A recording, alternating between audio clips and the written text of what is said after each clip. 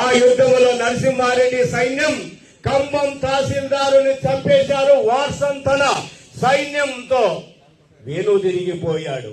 మరుసటి దినము కెప్టెన్ 4 అంటే ఆయన ఇమ్మడి ఒక నలుగురు ఉంటారు.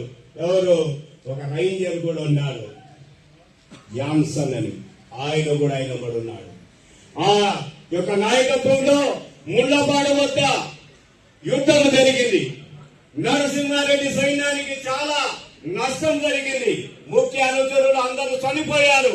నరసింహారెడ్డి దిగ్భ్రాంతుడై అక్కడ నుంచి కొత్తకోట మీదుగా నల్లమల్ల కొండల్లోనికి వెళ్లి చివరకు ఎర్రమల్ల కొండలలోని పేరు సోమల దగ్గర జగన్నాథ దేవాలయం చేరారు. బ్రిటిష్ వారు నరసింహారెడ్డి కోసం గాలించారు, కానీ దొరకలేదు. చివరకు సొంత అన్న కుమార మల్లారెడ్డిని లోపరుచుకొని నరసింహారెడ్డి ఆశీస్సు తెలుసుకున్నారు.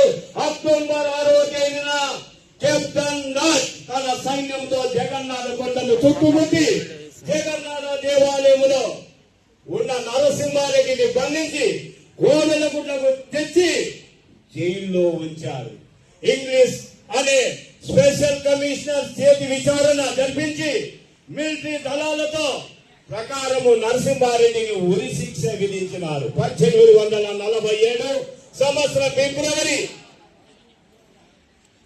ఆయనను ఉరికొయ్యల పాలు చేసి ఉగ్గు పాలు దగ్గి స్వర్గీయుడైనాడు ఆ మహానుభావుడు.